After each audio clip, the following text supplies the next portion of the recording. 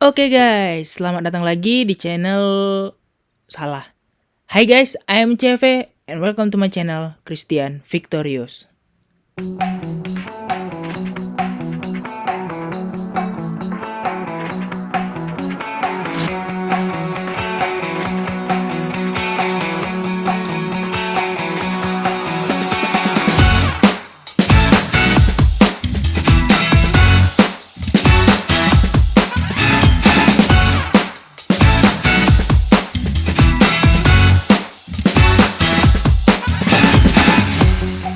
Oke teman-teman semua, para cuaners-cuaners sejati dan sangkuters-sangkuters menunggu bullish year.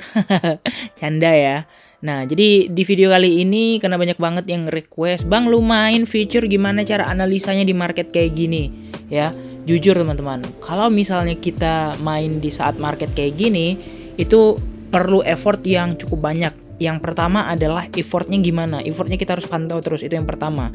Meskipun kalau misalnya kita main di market yang ya terkesan normal, itu memang pantau juga, tapi ekstra teman-teman. Ekstra artinya kalau misalnya pada saat bullish atau saat market enak, itu kita bisa namanya tanpa SL atau tanpa TP otomatis, kita bisa tunggu aja. Tapi kalau di sini benar-benar SL ketat, TP ketat ataupun SL plus ketat ketika teman-teman sudah mengalami profit. Oke, jadi jangan langsung banyak-banyak basa-basi lagi, langsung kita ke chartnya. Nah, ini kita ajarin. Nah, ini aku ajarin dulu ya, maksudnya aku ajarin dulu teman-teman dari cara yang paling pertama untuk menganalisa market. Oke, nah jadi cara yang paling pertama adalah teman-teman itu buka dulu yang namanya time frame 1 hari. Nah, kenapa kok 1 hari bang? Nah, kita lihat dulu major trendnya itu apa. Nah, kalau ini kita lihat major trendnya adalah major trend bearish gitu. Artinya di sini major trend kemana? Keseluruhan trend ini sudah mengalami penurunan gitu. Oke, kalau trend bearish kita akan memasang, cenderung dominan kita memasang yang namanya adalah short ya. Nah, kayak gitu teman-teman. Bang, gimana tahu bullish atau bearish? Nah, teman-teman bisa lihat di sini teman-teman. Ya, bagaimana bullish, bagaimana bearish ya. Kalau misalnya pergerakan masih naik, kemudian dia hanya koreksi bentar lanjut naik lagi, ini namanya bullish. Karena apa? Di sini hanya dia membentuk yang namanya Elliott wave. Nah, jadi teman-teman harus hitung nih, kira-kira ini wave keberapa atau udah fase keberapa. Kalau teman-teman udah tahu ini fase keberapa, pasti teman-teman tahu kapan masuk, kapan keluar.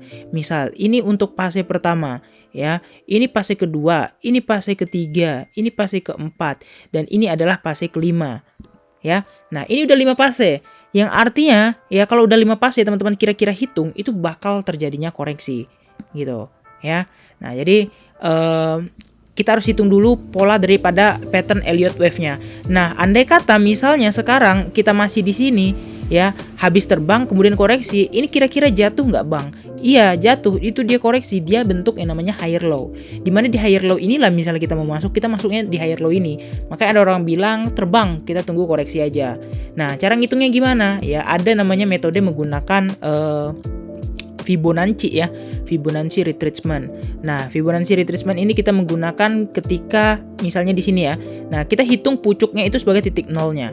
Nah, jadi kita tahu di mana area golden area untuk membelinya. For example, teman-teman, misalnya di sini kemarin ya, kita akan coba menjaring di area sekitaran 0,38 dan juga 0,5. Karena misalnya kalau Elliott wave 1 2 3 4 5 itu nggak bakal terjun jauh. Kalau misalnya dia suatu saat jebol dari area 0,5 atau di 0,6, artinya Elliott wave-nya ya 1 2 3 4 5 itu nggak valid. Yang artinya misalnya kan kayak gini nih, teman-teman.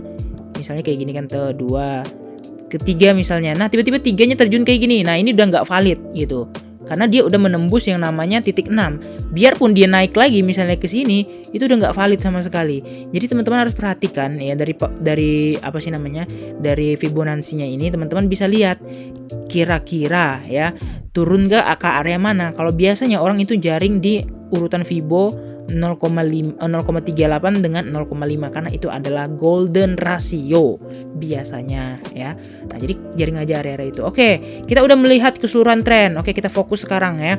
Nah, di sini kalau aku perlu dua alat bantu. Yang pertama adalah yang namanya tuh RSI. Kalau di sini aku pakai namanya divergent indicator.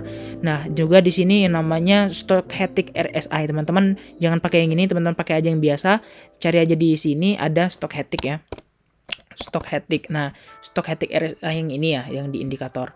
Nah, kemudian di sini RSI ini bebas mau pakai yang mana, yang pakai RSI juga biasa juga nggak apa-apa. Yang penting kalau aku di sini indikatornya ini apa namanya, waktunya atau time frame-nya itu 14 aku pakai, ya kan? Nah, jadi udah di sini kita lihat, kita perkecil lagi nih chartnya. Kira-kira kalau ini kita melihat adalah apa ya?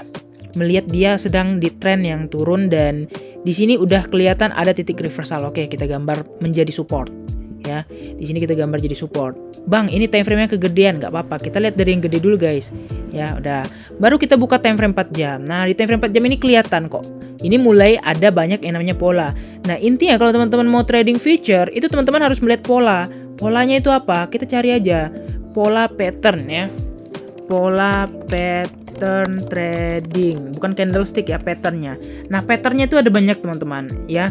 Kira-kira tuh yang modelnya tuh yang bentar kita cek dulu nih. Yang biasa aja tuh yang mana ya? Nah, yang kayak gini misalnya. Nah, oh ini biasa aja nih. Oh, tapi ini continuous pattern teman-teman ya. Nah, pokoknya teman-teman cek aja lah. Misal salah satu ini ya. Kita buka nih, coba nih. Ya. Nah, jadi teman-teman harus fokus mencari pola yang ada. Baik di time frame besar maupun time frame kecil, teman-teman fokus mencari pola. Nah, misalnya kita sandingkan, ada nggak pola yang sama? Nah, kalau aku ngelihat di sini tuh ada pola. Pola apa? Pola yang kalau kita lihat ini lebih mirip ke double bottom ya, meskipun nggak persis amat, tapi ada kemungkinan ini double bottom. Ini bottom 1 dan ini adalah bottom 2. Jadi dia bentuknya bentuk huruf V. Nah, ya. Nah, tahu validnya gimana, Bang? Kita gambar yang namanya necklace. Ya, kita gambar namanya necklace. Necklace-nya di mana? Necklace-nya di tengah-tengah sini. Nah, kalau ibarat kata dia berhasil break, jadi artinya valid. Nah, jadi larinya kemana? Dia bakal lari mengincar resist sebelumnya, sebelum dia jatuh. Ya kira-kira di sini nih. Oh, belum. Ini enggak. Nah, ini kalau ini kurang valid teman-teman ya, karena patternnya ini kalau dilihat-lihat cenderung mengarah ke sideways dan kita nggak tahu necklace-nya tuh yang bagian mana. Ya, bukan necklace-nya bagian mana, turun jatuhnya di mana. Kalau necklace-nya udah pasti ini. Tapi kalau secara mungkin jatuhnya ke arah baliknya tuh mungkin ke arah sini aja gitu. Ya. Nah, ini 4 jamnya dan kemudian misalnya kita mau masuk, ya aku biasanya sih ya 30 menit atau 15 menit deh, misalnya 15 menit. Nah, di 15 menit ini yang kayak mana, Bang? 15 menit kita masuk ketika indikator itu yang kayak gini, teman-teman. Nih, yang indikator yang RSI ya, stochastic-nya itu yang kayak gini. Nah, ya dia baru gold cross di bawah garis hijau atau dia berada di level minus. Karena apa? Karena ini akan menghasilkan long yang sangat panjang. Misalnya di sini nih. Di dekat-dekat sini deh. Nah, dia tuh golden cross-nya tuh di sini. Biarpun saat itu merah, ya teman-teman harus kuat nahan floatingnya. Karena mau gimana pun dia pasti naik. Biarpun cuma dikit. Nah, kita hitung nih. Kalau misalnya dari sini ke sini naiknya itu berapa persen? Nih, misalnya di sini deh kita entry long kan. Sampai ke atas sini deh ya. Nah, udah dapat 3%. Kalau leverage 50 kali kita udah profit sebesar 150%. Nah, jadi indikatornya masuk aja di saat dia mentok bawah kayak gini atau misalnya kayak gini. Karena apa? Di sini tuh ada bull diff, teman-teman. Nah, ini juga penting kita tahu yang mana namanya bull diff, mana bear diff. Di sini ada hidden bull diff ya. Ini ada hidden bull diff besar. Nah, ini kalau ini aku berani masuk, indikatornya udah enak gitu. Nah, terus kalau di sini lagi ada nih. Nah, ini juga hidden bull diff besar yang efeknya teman-teman bisa lihat. Nah, langsung terbang. Ya, ini hidden bull diff. Ya, kalau bull diff dia tuh kayak gini. Ya. Nah, yang ini bull diff. Kayak gini bull diff. Nah, teman-teman bisa lihat set efeknya langsung melanjut lagi. Ini lagi bull diff, sebelah sini ini bull diff. Set bull diff naik lagi gitu. Nah, kemudian ini udah muncul yang namanya hidden bear diff. Di sininya ada hidden bear diff nih. Nah, ini hidden bear diff di atas ini.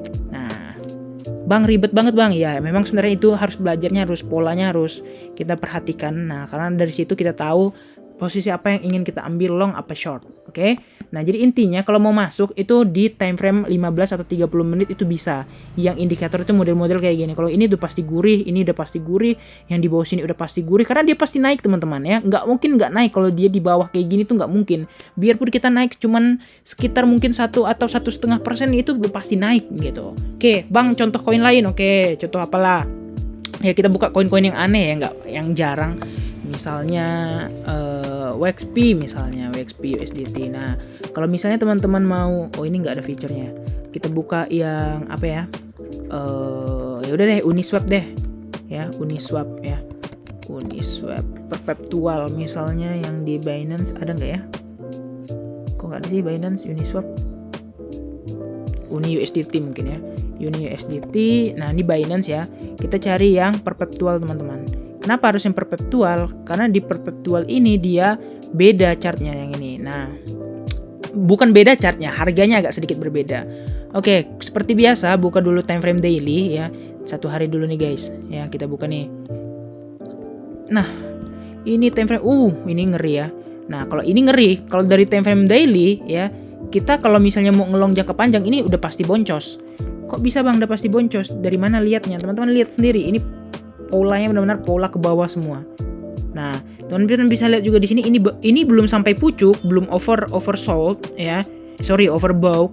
Dia udah dead cross yang artinya trennya tuh nggak mampu. Nah, ini bahaya kalau yang kayak gini kalau kita main time frame besarnya. Oke, ini time frame besarnya kita udah tahu bahaya. Kita cek di time frame 4 jam apakah ada momentum di 4 jam. Nah, di 4 jam ya udah kelewat, guys. Ya, momennya kelewat. Kok bisa kelewat, Bang? Iya, kelewat. Kelewat di mana? Ya, teman-teman bisa lihat sendiri. Di sini udah mau naik ke atas nih. Nah, udah ke merah, udah ke area merah. Yang artinya di sini tuh udah bentar lagi tuh udah oversold. Gitu. Overbought ya, kelebihan pembelian. Nah, tapi di sini ada yang namanya bull div. Ya, wajar lagi naik tuh wajar, dia bull div gitu. Nah, kalau di sini patternnya kalau kita lihat apakah ada pattern, continuous pattern, kayaknya tuh nggak ada pattern apa-apa. Jadi artinya ya bisa aja teman-teman masuk untuk copet. Nah, jadi kita hitung lagi nih guys. Misalnya di oversold sini kita incar di bawah sini deh misalnya. Naik ke atas sini itu udah lumayan sebenarnya. Nah, udah sekitar 6% teman-teman. Ini time frame 4 jam wajar ya. Kita ubah ke 15 menit. Nah, seperti biasa 15 menit. Nah, di 15 menit ya ada 2 indikator yang berbeda ya. Indikator yang pertama ya, indikator RSI dia di pucuk guys. Dia tinggi banget. Sedangkan kalau di stochastic-nya, dia teman-teman bisa lihat di sini dia tuh baru mau golden cross lagi. Ini kan habis turun nih. Dia mau golden cross artinya dia mau naik gitu. Jadi kita ikut yang mana, Bang? Ya kalau aku sarankan kalau yang kita nemu pola yang kayak gini, jangan dipaksa. Kenapa? Karena ini tuh udah kita lihat dulu mana yang menang. Apakah pola bullish lebih menang atau pola bearish? Kalau ini udah pasti menang pola bearish. Kenapa? RSI-nya teman-teman bisa lihat. Ada di sini yang namanya hidden bear div ya. Nah, ini ada hidden bear div sebelah sini dan ini bahaya juga kalau polanya kayak gini. Kecuali ya teman-teman ya. Teman-teman ambil itu yang paling enak atau paling gurih itu biasa kalau dapatkan tuh usaha tuh yang kayak gini, teman-teman. Dapat yang kayak gini, terus yang di bawahnya yang stock heading itu kayak gini. Oh, udah pasti profit parah itu. Nah, teman-teman bisa lihat ya, naiknya tuh jauh ya. Pokoknya incernya yang di bawah-bawah sini, yang ketika dia sekitaran oversold, ya yang kayak gini, ini oversold ya. Ini oversold sini dan dia indikatornya sama. Maksudnya kalau ini di bawah, kalau ini kan ini di bawah, ini di atas gitu. Jadi nggak balance gitu. Yang artinya ya udah lewatin aja. Ini kenapa nggak ada nih? Oke, mana lagi nih? Misalnya BNB deh Bang, gitu kan. BNB oke, BNB kita kejar, kita bikin. Tumben ya sore-sore rame ya. Nah, untuk BNB ini lebih parah lagi kalau 15 menitnya. Teman-teman bisa lihat ini udah overbought banget ya. Ini overbought banget karena ya jujur ini besar banget ini bull div-nya nih. Nah, dari sini sampai sini ya kan kalau dihitung ini sampai ke sini dulu, baru dari sini sampai ke sini, baru sampai ke sini. Ini bull div besar banget nih, segede gaban nih bull div ini. Wajar dia naiknya jauh nih. Nah, ya. Nah, ini polanya juga sempat ada pattern W. Ya, pattern W itu pattern apa? Itulah namanya pattern double bottom. Ya, nih sini ya, teman-teman. Nah, ini necklace-nya. Jadi artinya di sini necklace-nya ya, kalau dia jebol, dia bakal retest dulu baru naik ke sini. Ntar kita coba gambar nih. Mana nih? Nah, ini ya, ini pattern W teman-teman ya. Tep. Nah, baliknya ke sini. Ya, balik itu ke sini gitu. Oke, ini udah pasti valid ya. Ini udah pasti valid, double bottomnya valid. Time frame 15 menit. Nah, misalnya nih Bang, kita tuh ambil take profit berapa sih gitu kan. Misalnya dari sini nih kita entry misalnya dari area sini nih misalnya. Yang candle baru ini ya, sampai atas ini lah misalnya. Nah, teman-teman, ya kalau profit sampai atas itu baru 2%. Tiba-tiba misalnya masih di hold, loss lah, tiba-tiba turun ke sini. Gimana itu, Bang? Ya, intinya kalau misalnya teman-teman udah profit ya di atas 20%, teman-teman pasang SL plus di area 10%. Nanti ketika naik ke 50%, teman-teman pasang SL plus lagi, naikkan lagi SL plus. Jadi misalnya dia turun, otomatis dia akan terjual. Ya, ada kok ininya. SL plusnya ada SL plus itu SL biasa, tapi di atas harga entry. Kalau SL kan misalnya gini, ya. SL itu misalnya kita entry di sini, ya. SL-nya di sini. Ketika harganya merah di sini, ya. Nah, misalnya kita entry di sini, terus harganya udah profit sampai sini, ya. SL-nya kita naikkan jadi di sini, di tempat kita entry tadi, tempat kita masuk tadi, itu namanya SL plus, ya. Nah, kira-kira gitu deh. Ya, nanti kalau mau live-nya aku bikin, teman-teman komentar aja di bawah kira-kira mau yang kayak gimana live-nya. Tapi jujur ya, aku jujur aja aku nggak bisa buka lewat laptop. Maksudnya aku nggak bisa main lewat laptop entry-nya. Jadi nanti aku entry-nya lewat HP, tapi kedeteknya kan sama lewat laptop ya, lewat Binance yang di PC ini, versi PC ini kan bisa kedetek. Jadi nanti teman-teman bisa lihat aja di situ posisi yang aku pasang. Nah, untuk belajar nanti kita mungkin open posisi 4 sampai 5 dan margin receh aja mungkin $1. Ya kan sebagai contoh aja karena ya memang belum menit main aku.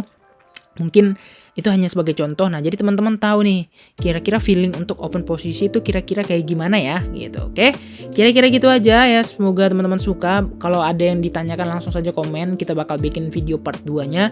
Jangan lupa untuk like dan subscribe teman-teman jika video ini berguna. Dan jangan lupa juga untuk share and see you next video. Bye-bye.